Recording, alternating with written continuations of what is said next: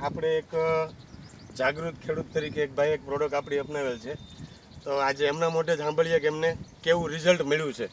તો સૌથી પહેલાં તો તમારું નામ, ગામનું નામ, તાલુકો અને જિલ્લો કયો છે એ કહો.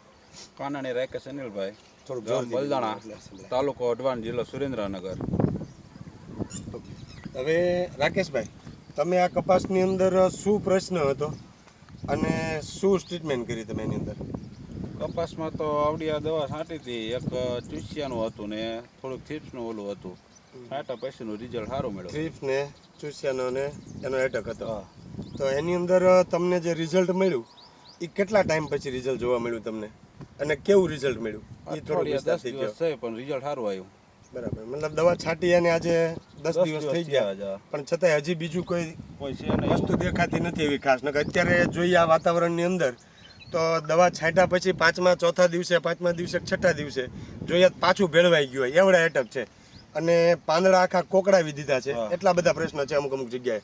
પણ આપણે તમે કહો 10 દિવસ થયા છતાંય આજે કોઈ એટલી વસ્તુ દેખાતી નથી. એકદમ છોડવાય બધા નરવા છે, કોઈ જેવું તેવું થોડું થોડું ઉડે છે.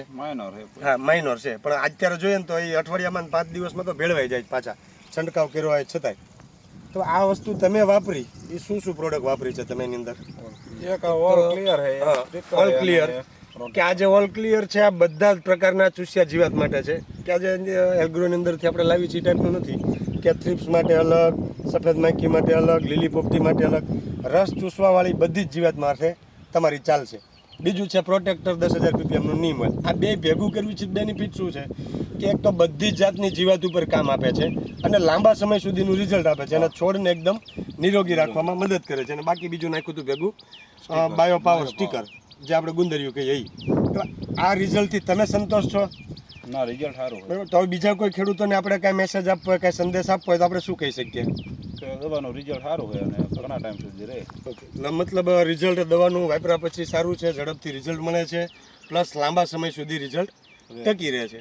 એટલે આ બધા ફાયદા છે. એટલે ખેડૂતોને વારે વારે ઓલા જે 5 દિવસે અઠવાડિયે દવા છાંટવી પડે, ખોટા ખર્ચા કરવાની અને લાંબા સમય સુધીનું રિઝલ્ટ ટકે છે.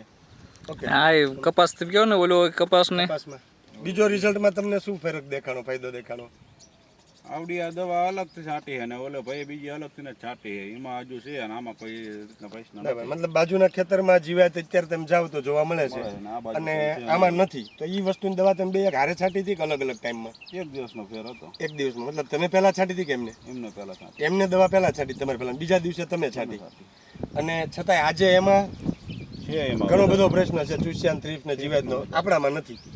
તો આ વસ્તુ છે. ઘણા લોકો ક્યાંક બાજુની દવા છાંટે એમાંથી નહીં તમારો રોગ જીવાત આવે, પણ એવું હતું નથી. છોડવામાં નિરોગી હશે ને, છોડમાં રોગ પ્રતિકારક શક્તિ સારી હશે ને તો બાજુના ખેતરમાં કદાચ ભલે રોગ હશે પણ આપણામાં નહીં હોય. આ મોટો ફાયદો રિઝલ્ટનો. ઓકે, ધન્યવાદ.